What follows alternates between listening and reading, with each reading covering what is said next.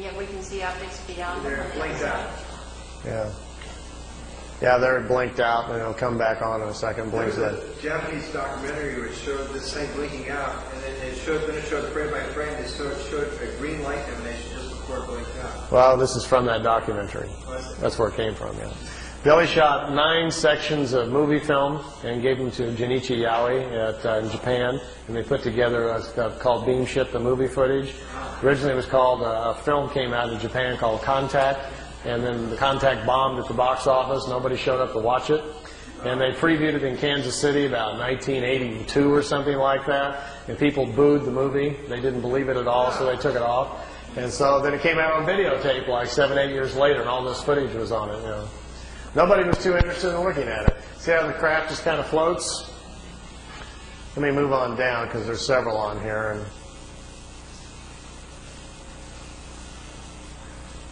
Billy's not really zooming in. He doesn't have a zoom. That's the Japanese cameraman excited. What you're looking at is Billy was in his living room showing this footage on his own movie projector, and the Japanese came over with their video camera in the living room sitting next to him, and they're taping off of his screen. So that's where we get this. Here's another section of it flying in. I'll kind of fast forward through some of these because I think it's kind of long. So, how many ships can you look at, huh? This one's kind of cute because he's walking out in front of his camera, and he's trying to get them to perform some maneuvers, do something sensational for the camera, and they don't understand what he's talking about. And he will eventually get bored and just quit. You know. And there's the craft sitting out there floating out in the background.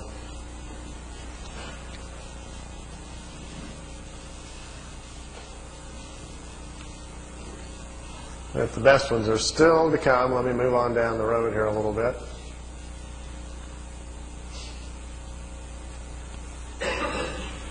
The ones that are made by the Germans or by anyone else on this planet, how far can they go? We're not sure. We think the Germans have pretty much solved the whole problem. From what we understand, they are able even now to, they're going to other worlds. We don't know the distance with which they can go. We don't know for sure whether or not they figured out how to be interdimensional or not.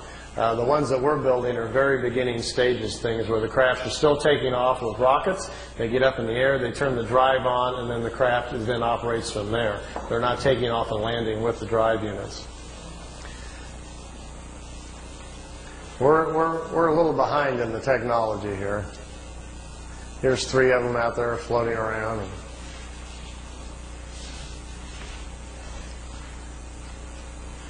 Is anyone else in league with the Germans? You know, that's the curious thing. I think at certain levels of security, obviously, on this planet, everybody knows what everybody's doing. So it's at some point up there in higher levels, everybody knows what the Germans are doing, what the Americans are doing. We don't know. We're the last ones to learn about it. But I tend to think that the Germans have probably, I like this one, that races across and then wobbles. There is some cohesion, if that's the word, between America, England, and Germany, but I'm not sure exactly what it is. I think we've tried to get along with them at some point, to get information from them, but the people in Congress know that the United States is not interested in having open contacts with a renegade band of Germans. Everybody's going to yell Nazis and scream, and it's not going to work. Are we dealing with the Nazis? Apparently not. After the war, they were very fragmented, separated, and went their different ways. The group that's building these discs, apparently, are the ones in Brazil and the other factories over in Tibet. Apparently have gone off planet, met ETs, and become very spiritual-oriented on their own quest and don't hang out with the others any longer. So it's not really very clear, but I think in the future that's what's going to unfold, what we're going to find out, what's been going on the last 40 years here on our own planet.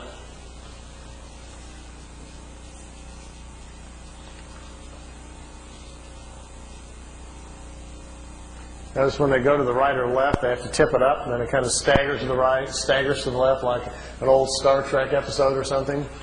That's because out the bottom, we're pretty sure the fuel comes out the bottom and has to push the craft, so it kind of slides to the left in an awkward manner. They're not really designed for slow speeds or idling, you know. So they can go really fast against the... they're not very good at slow speeds. But this thing about traveling beyond light speed, you go to convert it into like special thought energy. Lights, please. One more thought on that, and we'll kind of get off the engineering here. You obviously can't go that fast. We already know there's something called the mass speed correlation theory, where we cannot accelerate any matter beyond a certain point that it implodes upon itself. That we already know. So even if I had a ship here today, we all got aboard for the price of admission tonight, we're going for a ride. We went out and got in the ship and got inside of it and punched the button to say, go to, where do you want to go? Let's go to the Pleiades and say hi to the folks. Well, we couldn't fly there in the ship. It would take, even if we went the speed of light, and we'd be going 400 years to get there, so we don't have that much time. So they have obviously come up with some methods to move the craft much faster. I've had a couple of talks with independent engineers that are designing things, for JPL and NASA on what their theories about it, just to see if they were thinking along the same lines at all. I says, how are you ever going to accelerate anything that fast? He says, well, you're not. What you're going to have to do is make it interdimensional. You're going to have to change it from a physical form to a non-physical form so it can move at the speed of subatomic particles. And when we do that, we're not sure what's going to happen. That's kind of what they're doing. They dematerialize the craft. It's converted into a non-material state that contains its own map or programming. And then when it's in a non-material state, it's no longer in reality, in the three-dimensional world. Once it's not there, it steps out into what scientists generally call hyperspace, which is another reality where material matter doesn't exist. And there, time is different. A single second in the timeless is equal to millions of years in reality. So you can benefit from that, like stepping into the fast lane. And then, if you have correctly included your mapping and parameters within your non-material state on where to go, you can zip up and down the universe then in hyperspace in a non-material form, going wherever you want, and the clock is standing still. They said the idea of folding space isn't real. It's a clever thought, but that's not really how you do it. Space is not being bent or folded. You're just changing your own essence to do this.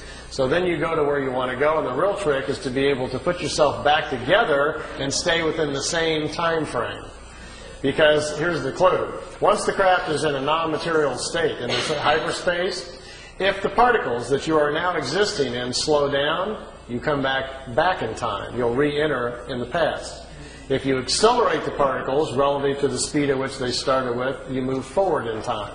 And think about this. If a single second is equal to millions of years in reality, it would take very little of a change for you to slip off millions of years. You get lost real good.